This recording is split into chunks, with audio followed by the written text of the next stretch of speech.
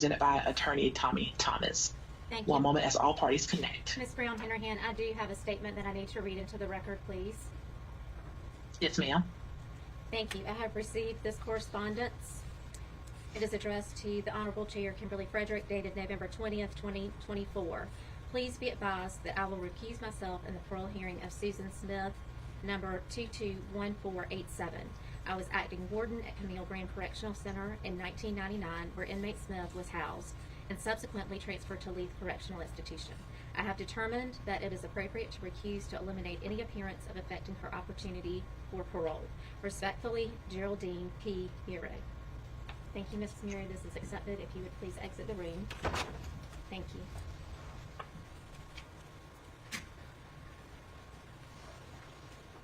Mrs. Murray has recused herself of this case and has exited the room. Thank you. Thank you. And we have moved her site into the lobby briefly. And one moment as we admit all parties.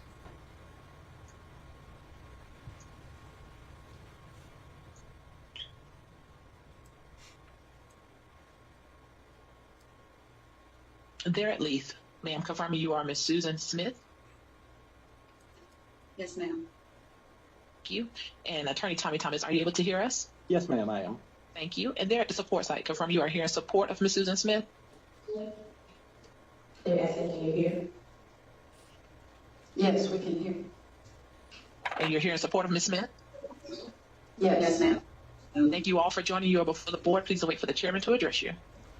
Good morning, Ms. Smith. Good morning, Mr. Thomas. And good morning to the folks at Watkins. Thank you all for being here with us today. We hope everyone is doing well.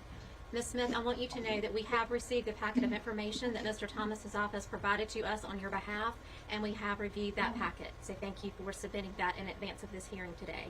Mr. Thomas, are you going to begin, or is your client going to begin? Yes, ma'am, I'll be glad to begin. Yes, sir. Members of the board, good morning. This is Susan Smith's parole hearing. This has probably been one of the most difficult cases that I have had to put together for a parole presentation. Just lots of different factors to consider. She's been convicted of murder, of course. She has served 30 years, and she was 23 at the time that this incident occurred. She was sentenced to life with the eligibility of parole, so that's why she is here today. I'm not really going to speak much about the crime. There are some things that I want to cover, and that's not out of disrespect. We were very concerned about that. Today is Susan's parole hearing, and so today is going to be about Susan, and I want to make sure that the things that are important not only to her but to this hearing and this board are presented, and I want to thank you in advance for your time to listen to everything.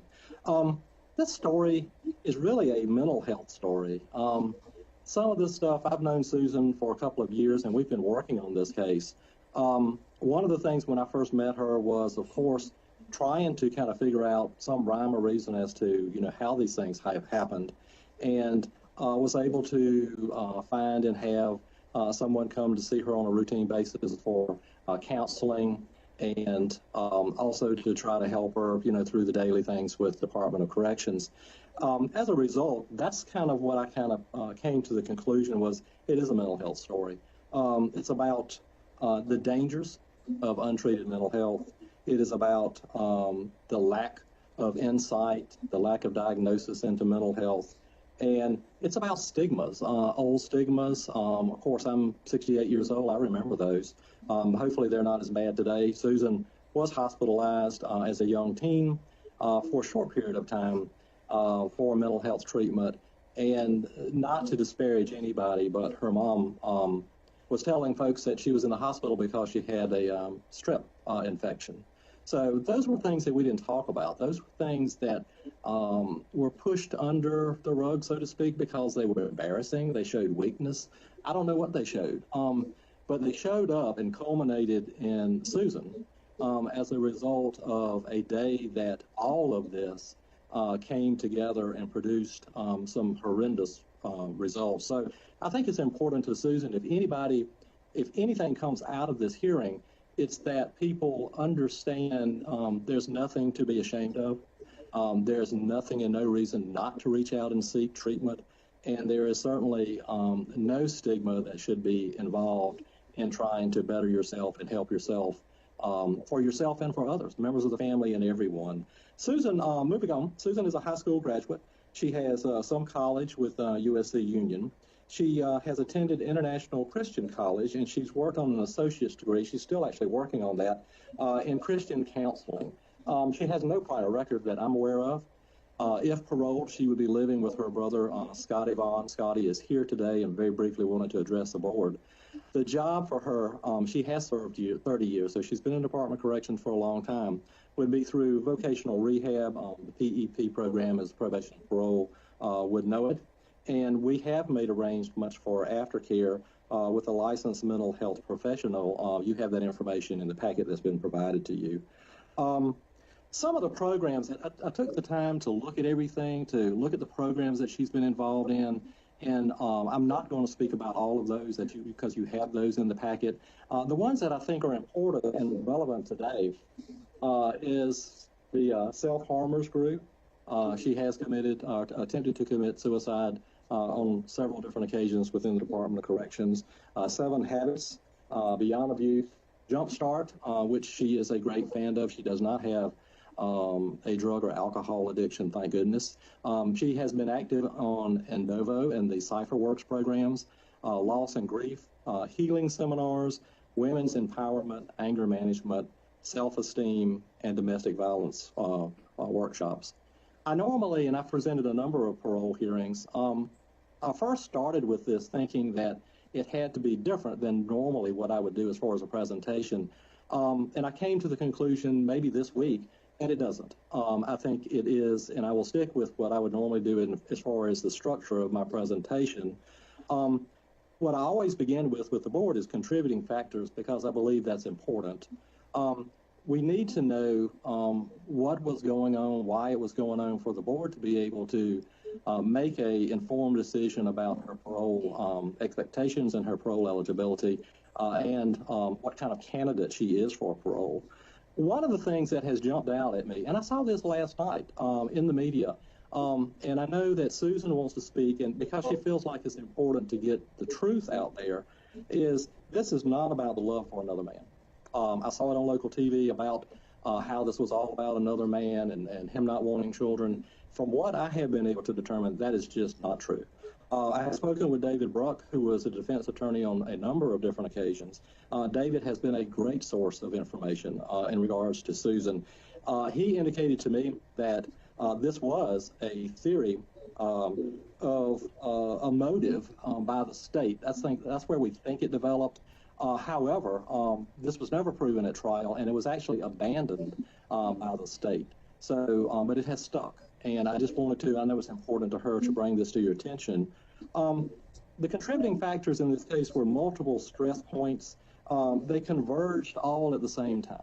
And we are certainly not trying to say anything about, the horrificness of this crime. It is, and she was found guilty.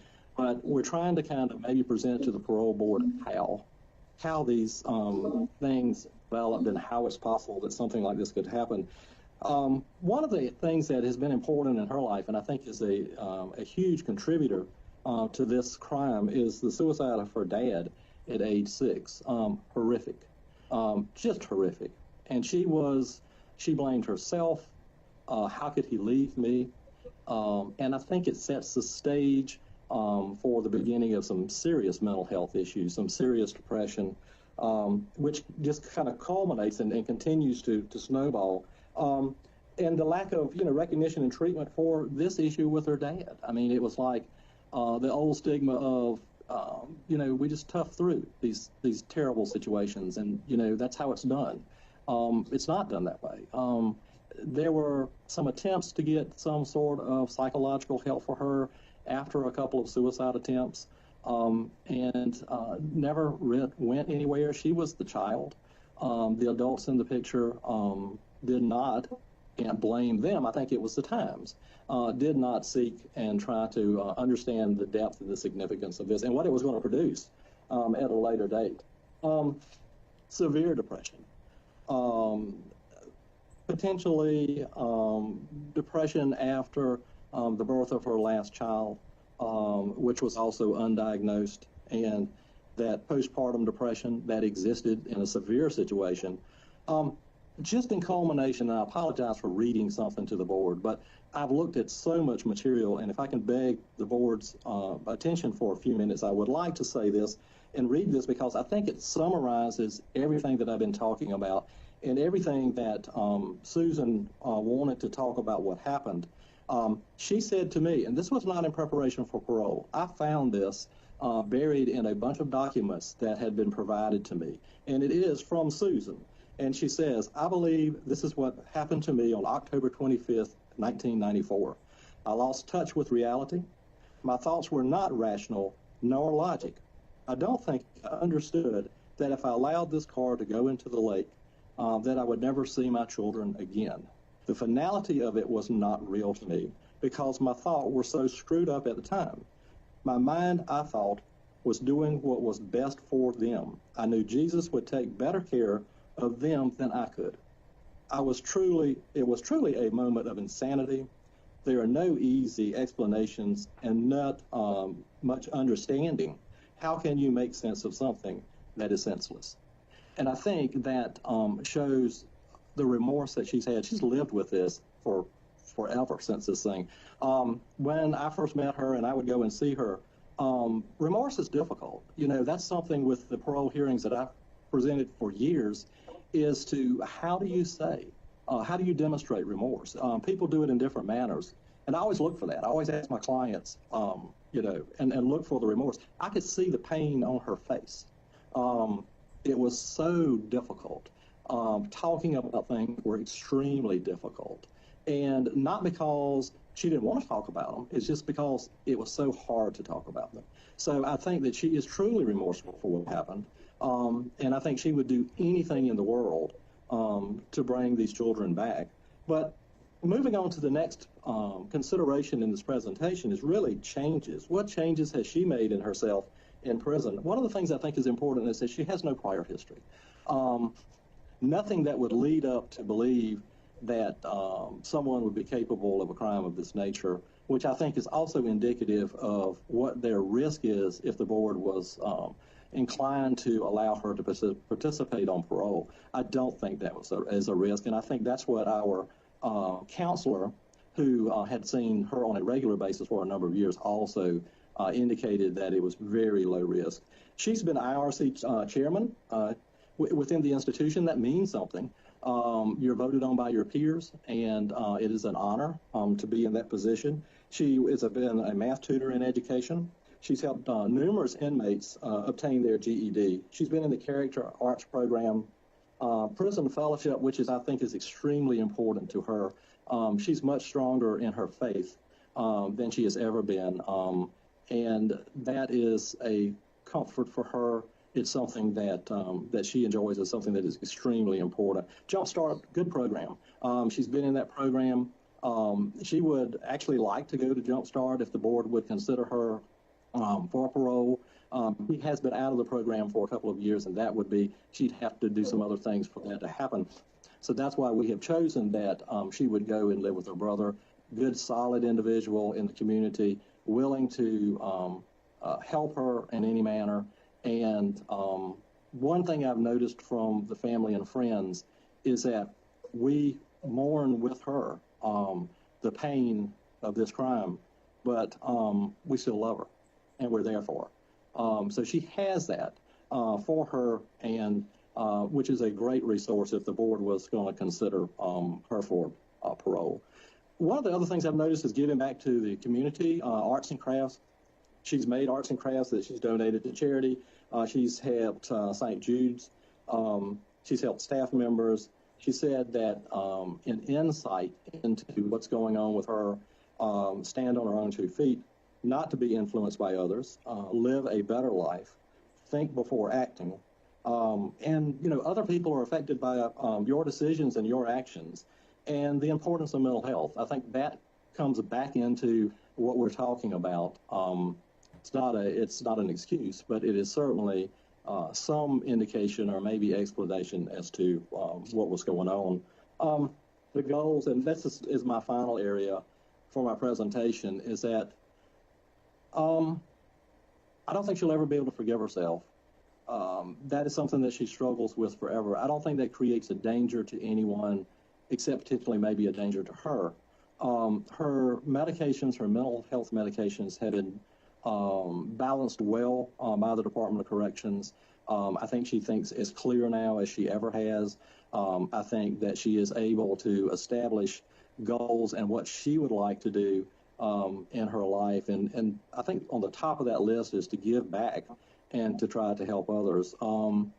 She said that no one should suffer in the way that in their treatment. There is help available, and she wants to help to get out and maybe help to promote that that concept that there's help out there. You just have to seek it. And she said she'd like to live a quiet life. She would welcome supervision if granted parole, and maybe that is the best thing about this situation. From that type of situation is that if she's granted parole, it is for life, and she will be supervised and she will be monitored by the Department of Probation and Parole Services for the rest of her life.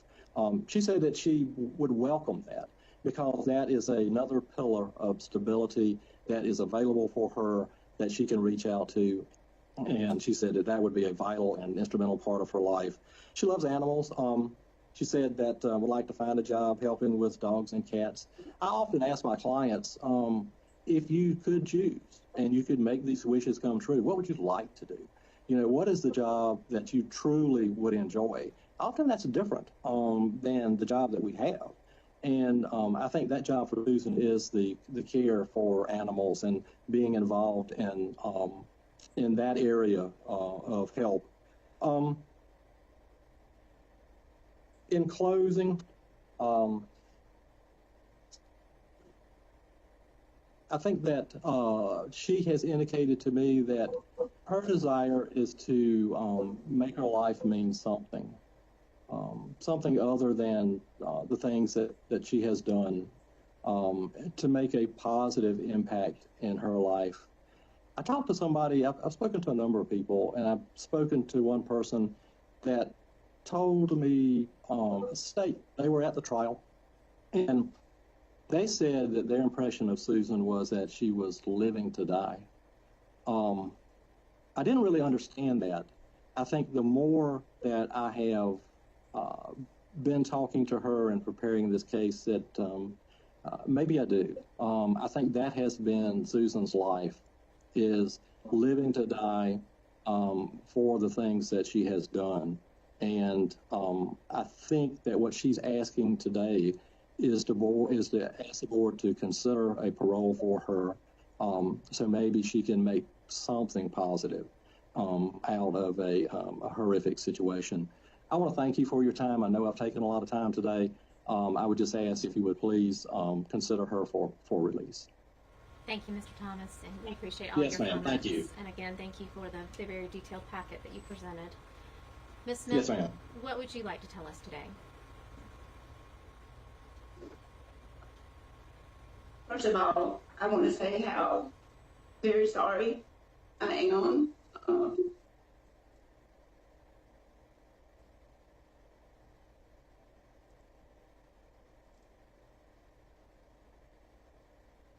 It's okay, Susan. Just talk with us.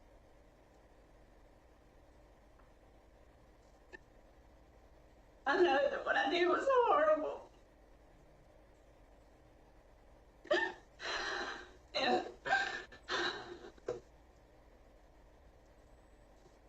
And I would give anything if I could go back and change it.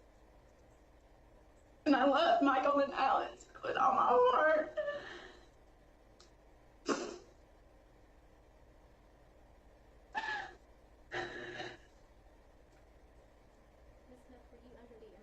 Of drugs or alcohol the night that you murdered your children? No, ma'am, I was not. Your attorney talked about working with mental health. Is that helpful to you? Ma'am, Mr. Thomas, I hear you. Mr. Thomas talked about the fact that you were working with mental health, and my question is that helpful to you? Yes, ma'am. Is that something that you would be willing to continue with on the outside if you were granted parole? Yes, ma'am. Ms. Smith, your crime took a lot of resources from the law enforcement community. What, if anything, would you say to the folks who worked so hard to find your children if you had the opportunity to speak to them today? That I'm sorry that I put them through that. I really, really am. And I'm especially sorry to the drivers that I had to find them. I wish I could take that back. I really do.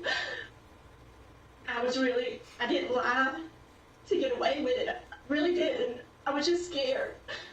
I didn't know how I could tell the people that loved them that they would never see them again. I didn't know how I could tell David he couldn't see his son again.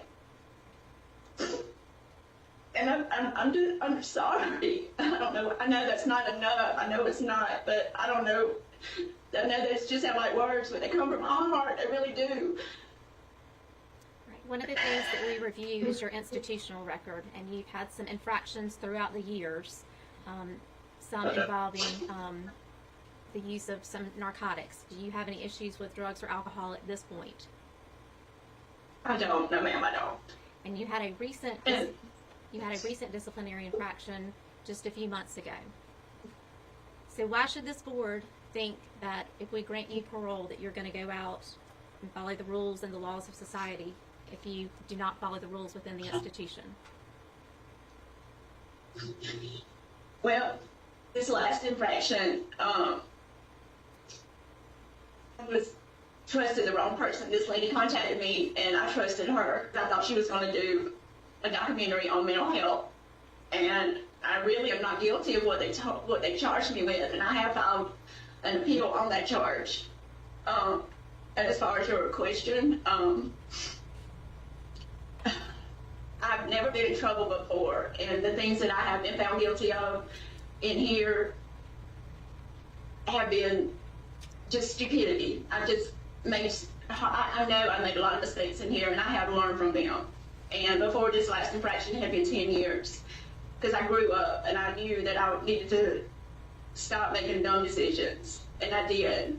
I knew it was time to grow up and do the right thing. I just made a lot of dumb choices and mistakes in here.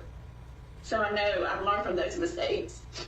What do you feel is the most important thing that you've learned while you've been incarcerated? Ma'am? What do you think is the most important thing that you have learned while you have been incarcerated? That people are important, that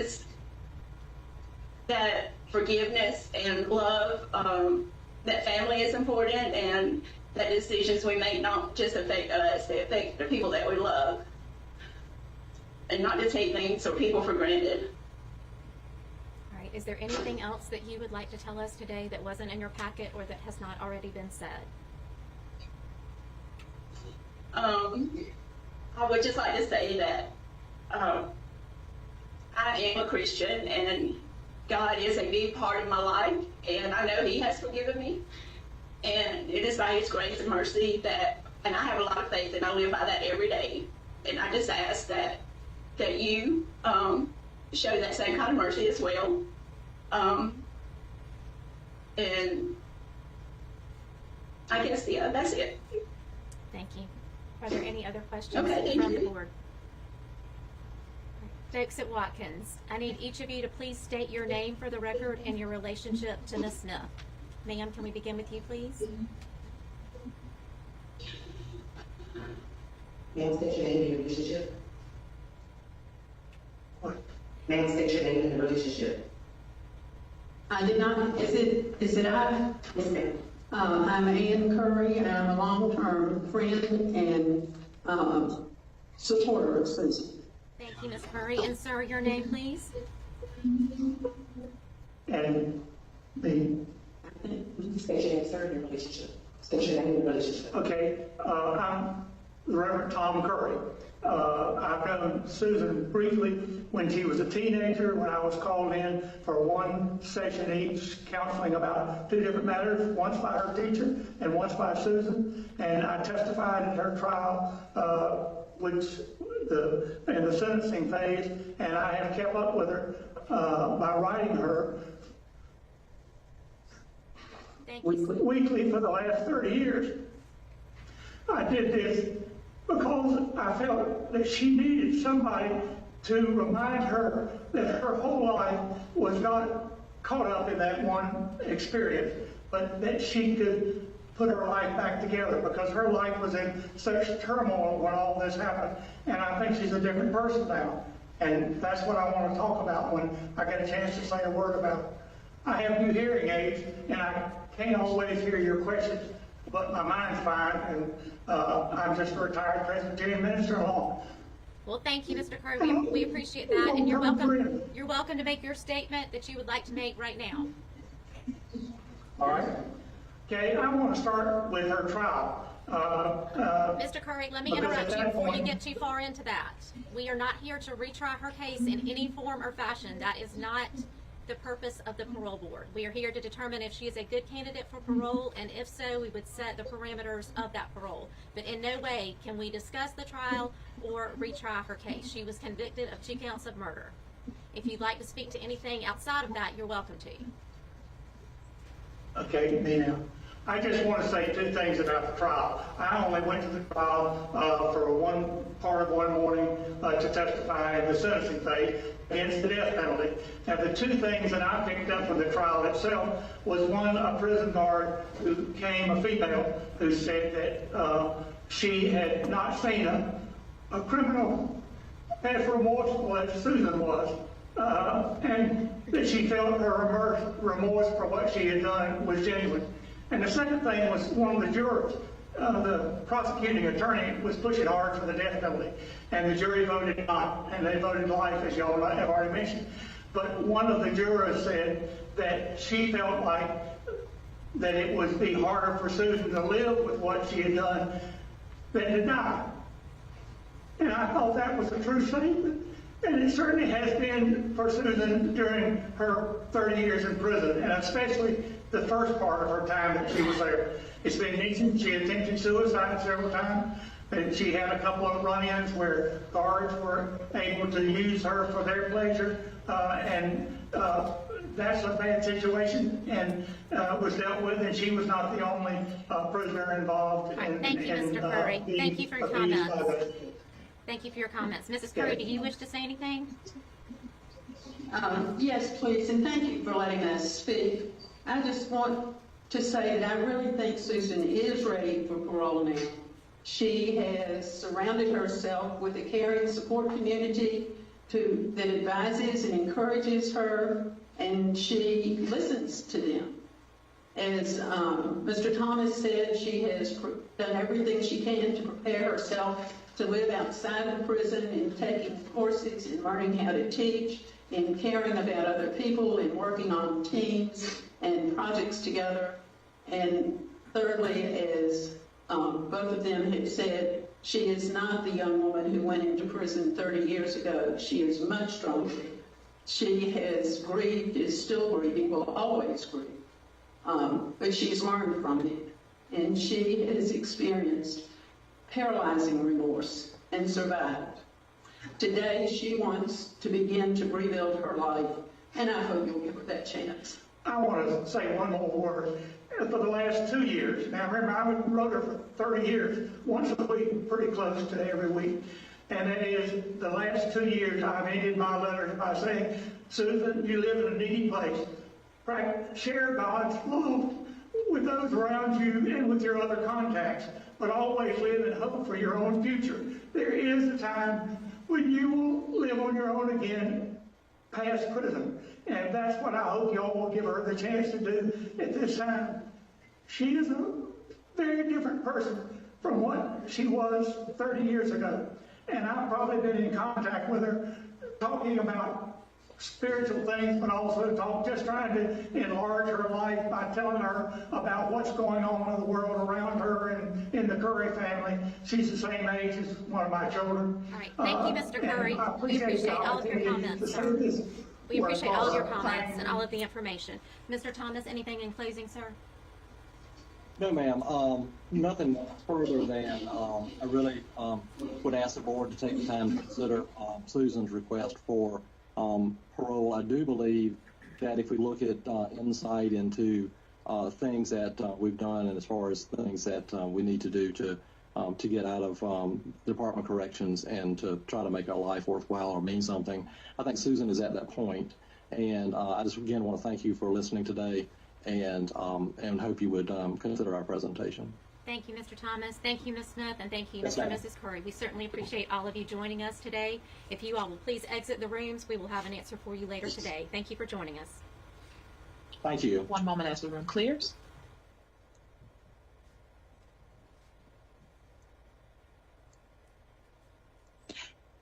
And the room is clear, and we do have additional testimony facilitated by the Office of Victim Services.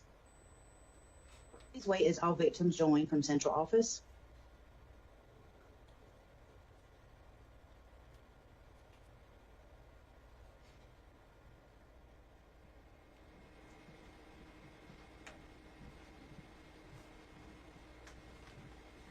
Good afternoon.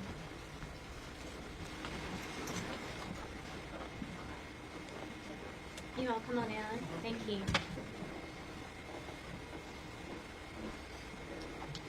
Can you move just a little further around so we can get everyone in? Thank you so much.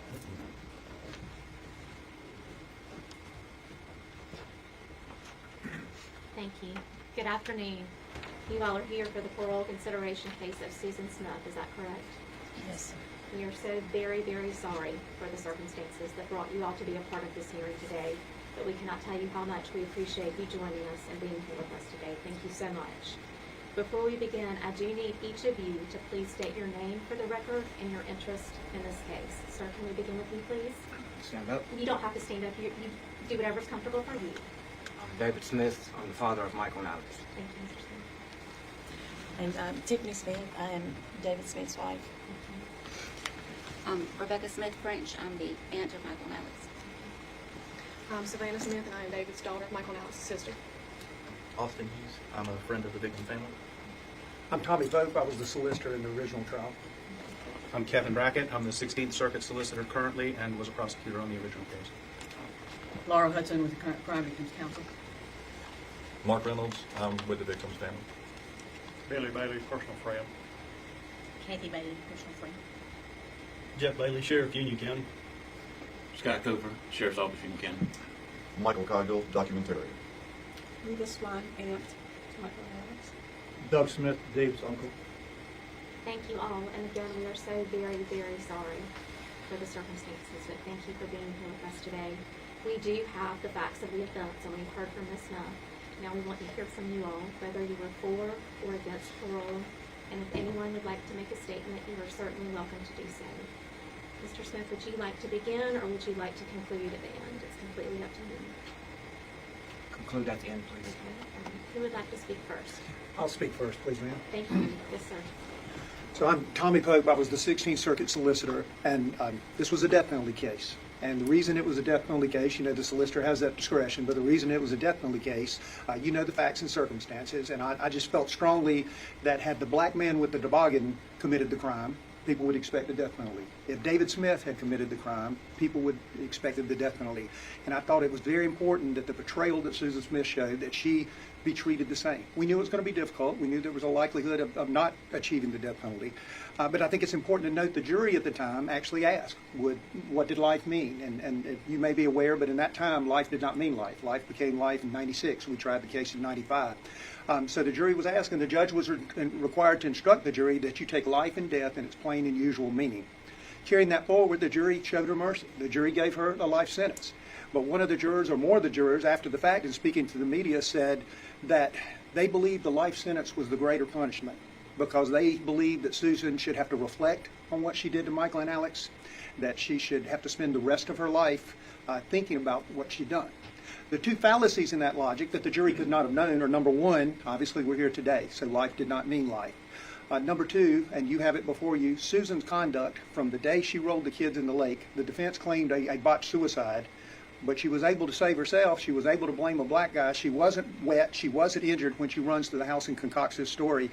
Susan has always focused on Susan. I will believe to the end of my time that Susan made a horrible, horrible choice to choose a man over her family.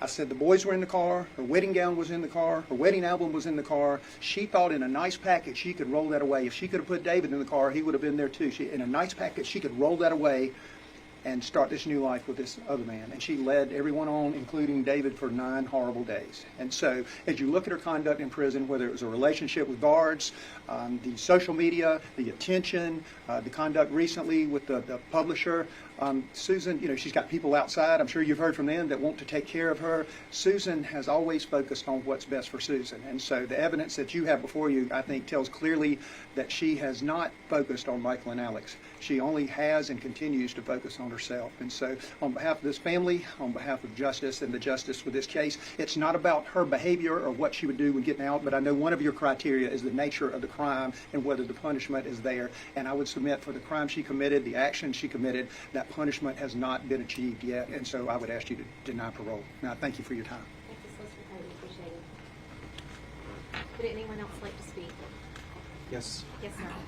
Madam Chairman, Sheriff Lady, and members of the board, thank you so much for giving me the opportunity to speak here today. I was on the prosecution team that handled the prosecution along with Solicitor Pope and Speaker Pope now, who you just heard from. I wanted to bring to you a couple of vignettes from the case to help bring this alive for you. In the course of preparing for today, I've gone back over the case. I've reviewed the file. I pulled some of the evidence out, which is in a closet just off my office. Evidence like the note that was written to Susan Smith by her boyfriend, the man she was cheating on her husband with, who told her in the note that he could not be with her anymore because he didn't want children, and that they had no long-term future because he didn't want children. And then 1 week later, she's rolling her car down the ramp at John D. Long Lake with her 2 children strapped into the back. She betrayed her husband when she cheated on him, and she betrayed her children against the laws of nature when she should have been sworn to protect those children. She betrayed them when she left them in the seat and rolled that car down, and she was not trying to commit suicide. She was trying to change her life. She wanted to kill her old life and start anew. She was wearing a sweatshirt that the man who she was cheating with had given to her when she was on TV 2 hours later after claiming that a black man in a toboggan had carjacked her and spirited her 2 children away. How many black men in red Mazdas got pulled over across the country because they were looking for those 2 kids and they were looking for this fictitious man that didn't exist, purely a figment of her imagination? I was on the banks of John D. Long Lake, standing there with about 40 or 45 people, 50 people, as the tow truck from Greer's Wrecker launched its line into the water where divers hooked it up to the car and pulled it out. Total silence as that car emerged from the dark water. Everybody sitting there hoping and praying that maybe it was a different car. Maybe it was a wrong car. Maybe the kids weren't in there. Not a word was said. It was one of the most haunting memories of my life, and it will live with me forever. And that's the last point I want to make. You're going to hear from this man, and he's going to tell you what this did to him. I can't begin to describe it. I sat in court and listened to him testify, and it was heart-wrenching as he described that his hopes and dreams for the future were destroyed that night when she killed their 2 children. This didn't just traumatize him. It traumatized Union. It traumatized South Carolina. The entire country was in the grips of her lie and her treachery. The entire country. This was a global sensation. People were fixated on this. They're not the only victims. And on behalf of the community that I represent now, I don't believe she should ever be released from jail until the last person alive who remembers Michael and Alex is dead. And that will not be in her lifetime. She should never be released, and she should not be released now. His hopes and dreams were dashed.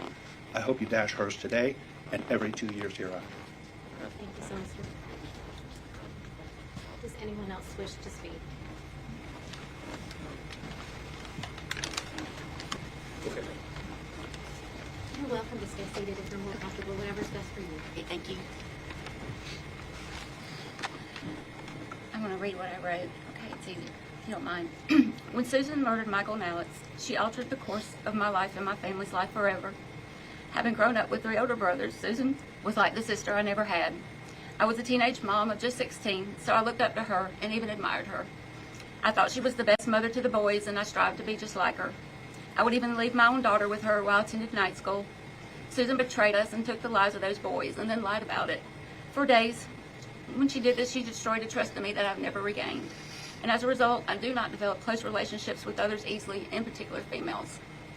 Anxiety and depression have plagued my life for years. I push it away during spring and summer as best possible, but it always creeps back up around Alex's birthday when it rolls around in August, because I know Michael's won't be far behind in October, and then the anniversary of their death on the 25th. Because in my mind, it always refer to this period of time as the sad months. Throughout my career, the majority of any time missed at work is around Michael and Alex's birthdays and the anniversary of their death. I stay in bed and sleep to deal with the depression. It's just easier this way, or at least it seems to be. Something as simple as taking up a new hobby turned into a nightmare for me last year. My boyfriend and I decided to take scuba diving lessons. I geared up with all the equipment, face mask on, oxygen tank on my back, stepped off the side of the pool into 15 feet of water and immediately sank to the bottom from all the weight I was carrying. Normally you'd remember to breathe and begin to ascend, as I had studied for all the weeks leading up to that point, but nothing prepared me for dropping into a body of water and the feeling of being weighted down, unable to breathe, and seeing Michael and Alex's face. I immediately panicked, ripping off my face mask, sucking in water, and not being able to come to the surface from all the weight I was carrying. I was drowning, and I knew in that moment that was the closest I'd ever come to knowing what my nephews had endured and how horrific and scared their last moments had to have been. Something as simple as taking up a new hobby was yet one more thing Susan was taken from me. In over 25 years, I have found myself finding comfort going to the cemetery where the boys are buried, beside our older brother. I go there often and I'll tidy up their graves, where people have left trinkets or gifts, and I talk to them. I go there when I'm happy, I go there when I'm upset. Rainy days, sunny days, cold days and hot days, it doesn't matter. It brings me peace just being there. But as a result, I'm not able to bring myself to move away from Union County, because now I don't want to leave them. We have missed Michael and Alex's kindergarten graduations, numerous birthdays, birthday parties, summer vacations, Easters, along with annual Easter egg hunts at Meemaw's, Thanksgivings, Christmases, football, soccer, baseball games, proms, high school graduations, possible marriages, and births of their own children. We don't know, because they never had a chance. They never had a chance to live a life of their own. Susan took that from them. She took that from us all. And now she wants a chance to be free after only serving 30 years. No. Life should mean life. So I'm respectfully asking you to please deny her request for parole. Thank you. Thank you, ma'am.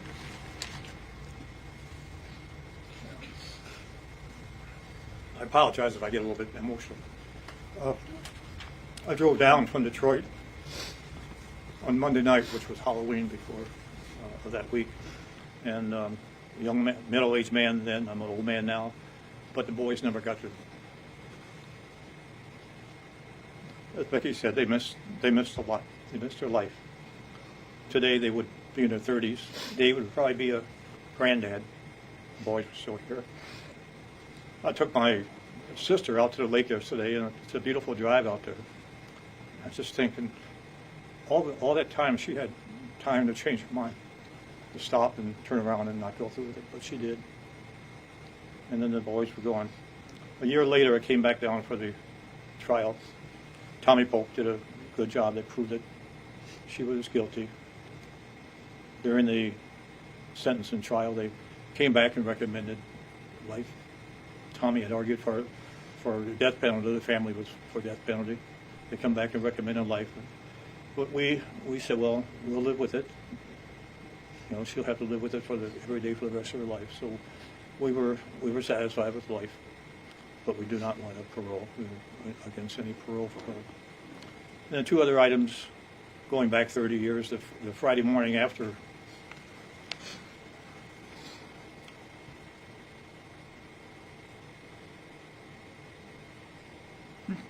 apologize.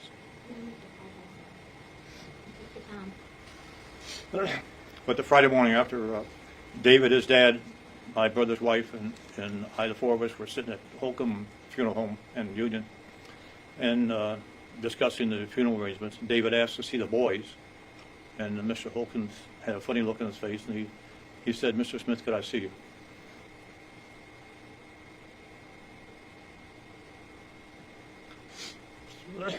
So we went out, and he said, "You know, your nephew can't see the boys." And he told me why. He said, "You know, the boys were in the water for 9 days."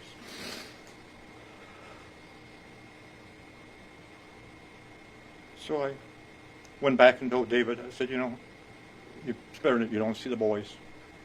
And I think deep down he understood why.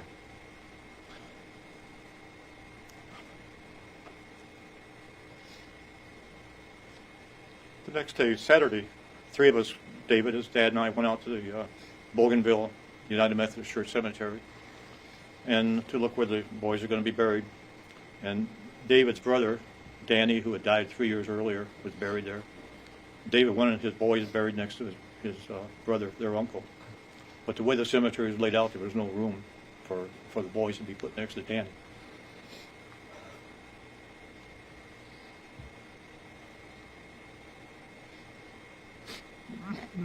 So I found the cemetery custodian and asked him if it were possible to move Danny. And he said, "Well, yes, if that's what the family wants, we can move Danny." So I went back and saw my brother. I said, "You know, David wants the boys to be next to their uncle. Would you have a problem if we move Danny?"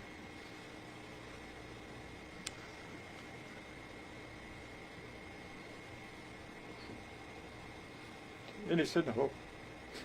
So if you go out to the cemetery, you'll find that Danny and the boys are side by side.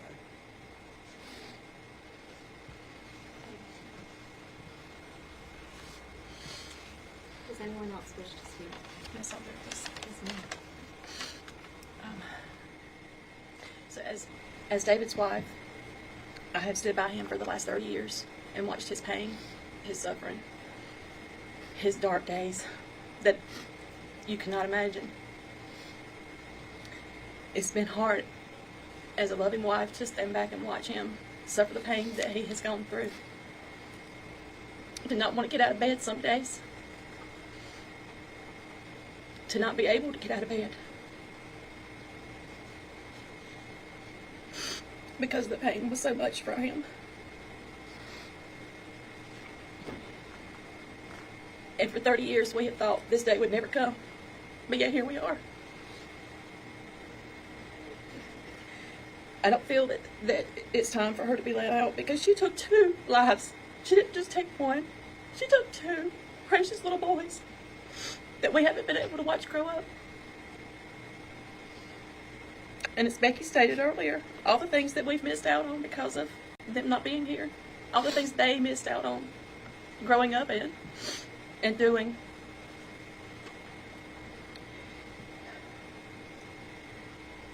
And for her to be in prison for the last 30 years, you would think that she would have thought about what she's done. She would have said, "I'm sorry." But she hasn't said, "I'm sorry."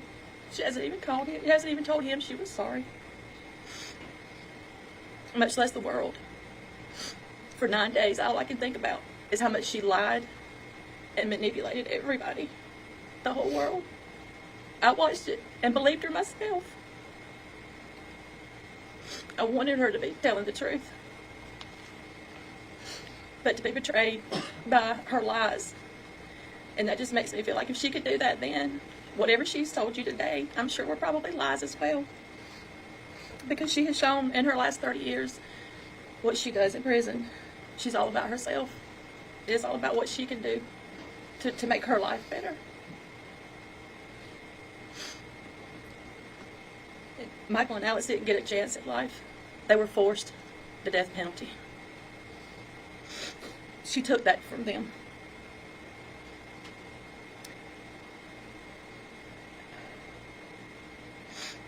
The lives of this family has been forever changed. It caused us to be a little overprotective of our now daughter. A little bit more than we probably should have been. Because we were afraid something might happen to her. It's changed the way we look at life. It's changed the way that we look at everybody. Who can I trust? For a long time, I didn't trust a lot of people. I had to be careful, around certain people. I didn't know if I could trust them or not. All because of her lies.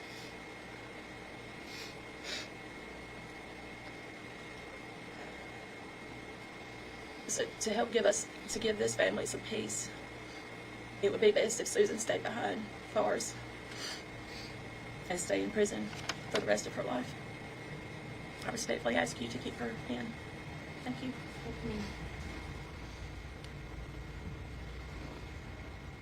Does anyone else wish to speak for Mr. Smith? Shira, anyone? Yes, ma'am. Forgive me. Most of what I have to say is going to be pretty redundant. But primarily I would just like to focus on, since I came after the fact, what I had stolen from me was 2 older brothers, the good and the bad of having older siblings. And I now try to use my life as a way to live for them. And growing up, I didn't quite understand it my whole life, but when I finally did, I felt like I had witnessed it, like I was there. The pain that not only was caused to me, and like a domino effect, but what I've seen firsthand with my father, my aunt,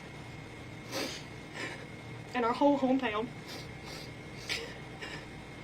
We can no longer say that we're from Union County without Susan's actions being brought up.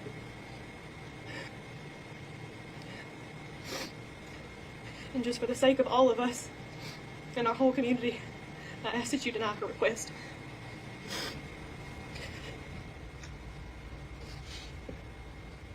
Mr. Smith, you're welcome to stay seated if you want to come down. Madam Chairman, members of the committee. It's been a tough 30 years. I'm not here to speak about what she's done in prison. You all have the records and accounts of all that. I'm just here to advocate on Michael and Alex's behalf and as their father. You know, God gives us free choice.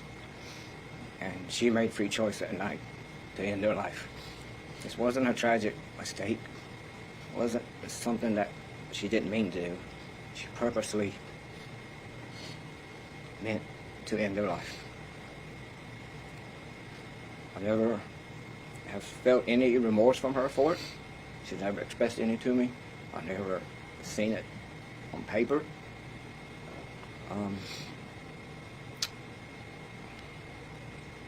No, as you've heard, she changed my life for the rest of my life that night.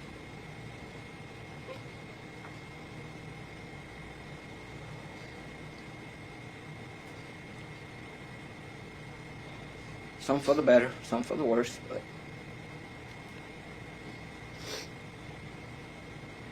what she did, not only to Michael and Alex, she came pretty close to causing me to end my life because of the grief that she brought upon me. But thankfully she didn't. I understand back in 95 that through the state's law, life in prison meant 30 years to life. And now that's different, but at that time that's what counts. I understand that. But ultimately to me, that's only 15 years per child. Her own children. It's just not enough. So I'm asking that you please deny her parole today. And hopefully in the future, but specifically today. Not let her out. I miss them very much. And I love them very much. And I will be here every 2 years going forward to ensure that your death doesn't go in vain. Thank you. Thank you so much, Mr. Smith. Again, please know how very, very sorry this board is to all of you for all the pain that this crime caused you. But we sincerely appreciate you all being here with us today. Thank you very much. And thank you for the reminder with the picture of Alex and Michael. They were beautiful children. So thank you for reminding us of that today. We wish you the very best. And if no one else has anything else that they would like to say, if you all will exit with these ladies over here, we'll have an answer for you shortly. Thank you so much for being here.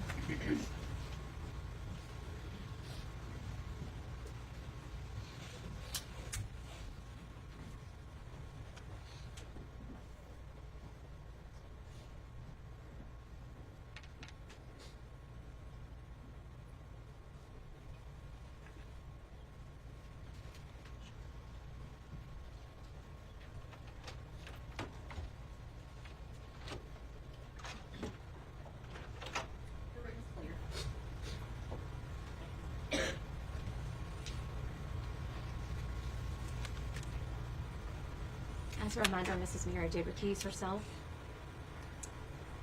Ms. Susan Smith is denied parole. The vote is unanimous. Numbers 1 and 6. Thank you. Thank you. The time now is 12:51 p.m. We will pause our recording. Ms. Hunter, if you can advise when the recording has been paused.